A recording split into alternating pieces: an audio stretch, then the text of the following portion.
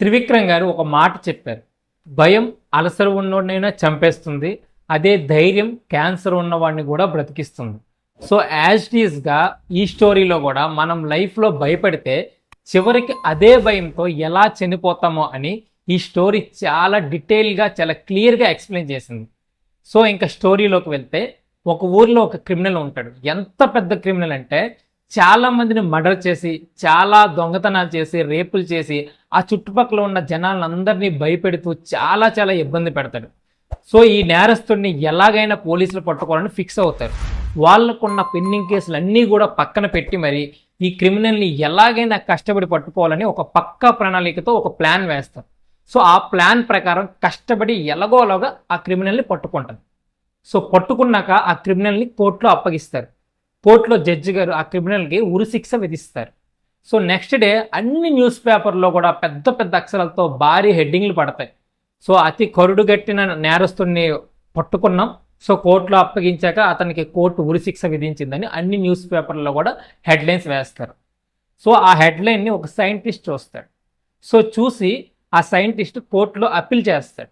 So ఏమని appeal చేస్తాడంటే, ఈ నేరస్తుడిని ఎలాగా మీరు చంపేస్తారు కాబట్టి, ఉరిశిక్ష వేసి ఎలా చంపుతారు కాబట్టి, సో ఈ నేరస్తుడిని నాకు ఇవ్వండి, నేను నా ఎక్స్పెరిమెంట్కి యూజ్ చేసుకుంటాను.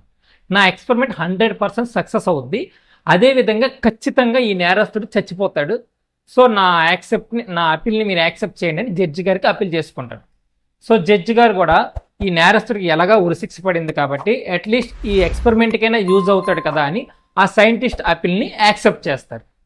సో ఇప్పుడు ఈ నేరస్తుడు ఈ సైంటిస్ట్కి అడుగుతాడనమాట, నా మీద ఎలాంటి ప్రయోగం చేస్తున్నారు అని నేరస్తుడు సైంటిస్ట్కి అడిగితే, సో అప్పుడు సైంటిస్ట్ ఇలా చెప్తాడనమాట, ఈ ప్రపంచంలో అతి భయంకరమైన విష సర్పాలని, అంటే విషం ఉన్న పాముని తీసుకొచ్చి నీకు కరిపిస్తాను. సో అవి నీకు కరిచాక ఆ విషం మొత్తం నీ బాడీలో స్ప్రెడ్ అయ్యి నువ్వు చచ్చిపోతావు. సో ఇది ఎక్స్పెరిమెంట్ అని ఈ సైంటిస్ట్ ఆ నేరస్తుడికి చాలా క్లియర్గా ఎక్స్ప్లెయిన్ చేస్తాడు.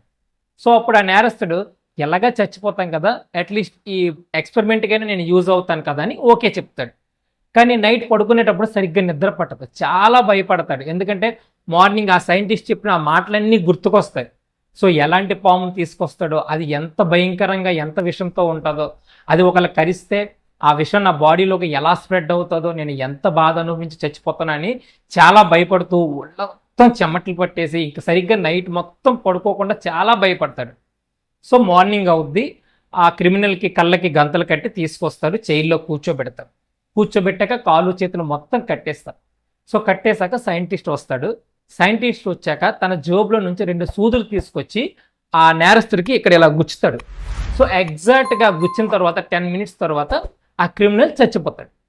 చచ్చిపోయాక ఆ క్రిమినల్కి పోస్ట్ మార్టం జరుగుతుంది.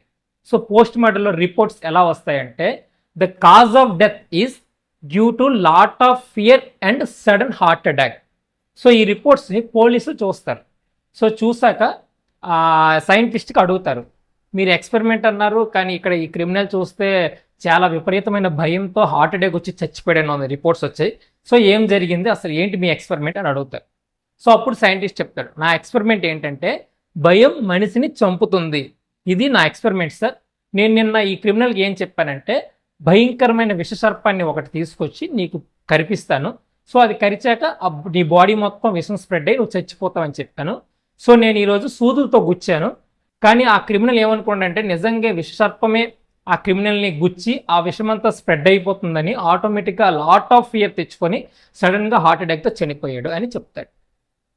సో మన లైఫ్లో చూసుకున్న మనందరం కూడా ఉన్నదానికి లేని దానికి, జరిగిన దానికి జరగిన దానికి, ఇలా ప్రతి దానికి భయపడుతూ మనలో మనం చాలా స్ట్రగుల్స్ని ఫేస్ చేస్తాం.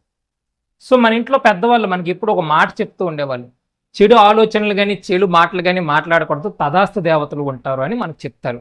సో దాని రీజన్ ఏంటంటే, మనం ఎప్పుడు కూడా చెడు ఆలోచనలు చెడు మాటలు మాట్లాడితే మెంటల్గా మనం ఎలా స్ట్రెయిన్ అవుతామో దానికి ఎక్కువగా ఇంకా ఫిజికల్గా మరింతగా మనం స్ట్రెయిన్ అవుతాం. సో ఆటోమేటిక్గా మన స్ట్రెంగ్త్ని మనం కోల్పోయే అవకాశం చాలా ఉంది. సో అదే మనం ధైర్యంగా ఉండి ధైర్యంగా ముందుకు వెళ్తే మనం ఎలాంటి సిచ్యువేషన్లో ఉన్నా, మనకి ఎంత పెద్ద ప్రాబ్లం ఉన్నా దాన్ని ఫేస్ చేసి దాని నుంచి బయటపడతాం. మన లైఫ్లో మనం చాలా హ్యాపీగా ఉంటాం.